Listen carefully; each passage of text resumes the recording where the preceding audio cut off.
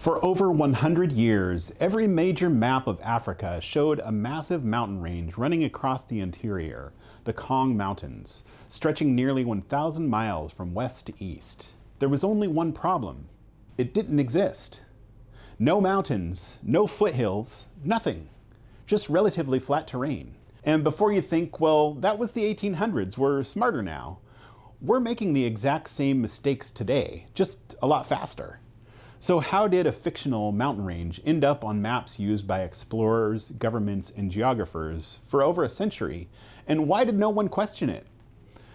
Let me show you what I'm talking about. This is West Africa. And right here, running across what's now parts of Guinea, Ivory Coast, Ghana, map makers drew in this massive mountain range, the Kong Mountains, sometimes called the Mountains of Kong. And this wasn't just on one map. This was on maps from the late 1700s all the way to the early 1900s. British maps, French maps, German maps, US maps. Everyone agreed there's a huge mountain range here. They even gave them elevations, named specific peaks, drew them in with those little mountain symbols you see on old maps. Here's that same area today, flat. Some hills, sure, but nothing resembling a mountain range. Definitely not a mountain range that would appear on a world map. So what happened?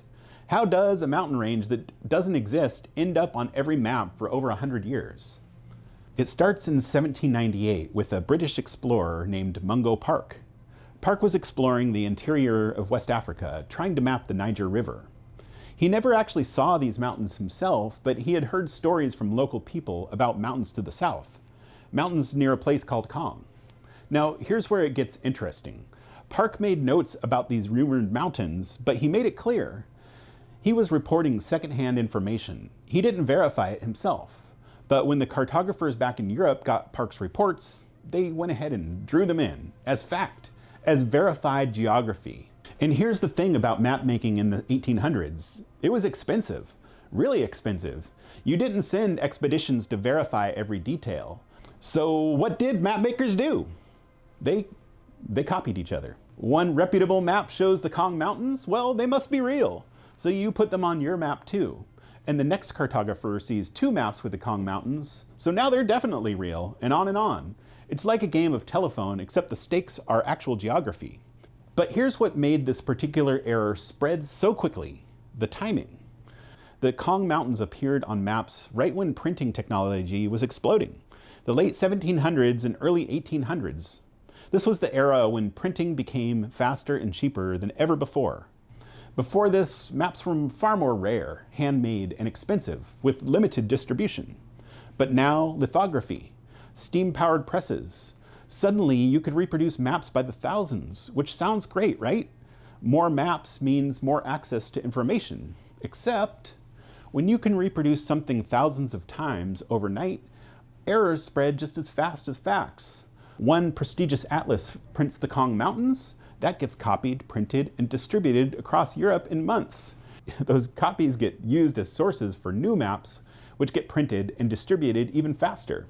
The technology that was supposed to improve our knowledge actually locked in a mistake, because once something is in print, in hundreds of atlases across dozens of countries, it becomes really hard to challenge. Does this sound familiar? Actually, let's pause the video for a second and drop a comment. What's a modern day Kong Mountains you've seen? Something everyone seems to repeat as fact, but you're not sure anyone's actually verified. I'm genuinely curious what you're noticing out there. Okay, so we've got rapid reproduction spreading the error, but why didn't anyone check? The issue is explorers in the 1800s used these maps to navigate. So if you're traveling through West Africa and your map says there should be mountains, and you see some hills, you might assume those are the Kong Mountains, even if they're not nearly as impressive as the map suggests. It's confirmation bias. You see what you expect to see. And the mountains were almost always drawn in the interior, away from the coast, the harder to reach places. So coastal traders and colonizers never really had reason to question them. Plus, and this is important, there was a professional reputational risk in saying, hey, all of these prestigious cartographers are wrong. If you're a junior explorer and every major atlas in Europe shows the Kong Mountains, are you going to be the one to come back and say, actually, I think all of you are mistaken? Or are you going to just assume you must have missed them? The weight of cartographic authority, backed by thousands of printed copies, kept the fiction alive. Again, notice any parallels to modern day? So when did we figure this out? It took until the late 1800s and early 1900s, over 100 years, for explorers to finally map the interior of West Africa accurately enough to say definitively, there are no Kong Mountains. It was a French explorer, Louis Gustave Binget, traveled through the region in the 1880s and reported, there's nothing here. No mountain range, some hills, yes, but nothing like what's on the maps. At first, people didn't believe him, but as more explorers confirmed the same thing, cartographers finally had to admit it. By the early 1900s, the Kong Mountains started disappearing from maps, quietly.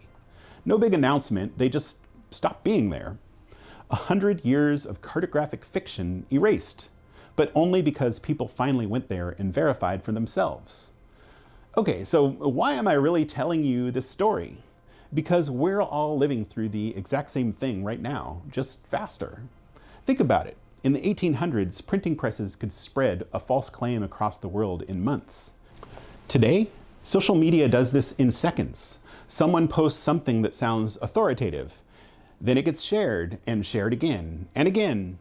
Pretty soon you've got thousands of people who've seen the same claim from multiple sources. So it must be true, right? Just like those cartographers copying each other's maps, except now it's tweets, posts, articles, all referencing each other, all repeating the same information, creating this illusion of verification. And just like the Kong Mountains, the stuff that spreads fastest is often the stuff that's hardest to verify. The claims about places we haven't been, topics we don't know much about, events we don't witness ourselves. Here's the lesson from the Kong Mountains. Just because something is repeated by trusted sources doesn't make it true. Those weren't random map makers. These were some of the most respected cartographers in Europe and the United States, government institutions, scientific societies, and they were wrong for a century. So yeah, you should be skeptical, even of sources you trust. And if you really trust them, maybe ask yourself, where did they get their information? Did they verify it, or are they just copying someone else who copied someone else? Because the only way the Kong Mountains myth ended was when someone finally went there and looked for themselves. They didn't trust the maps. They didn't trust the authorities. They verified.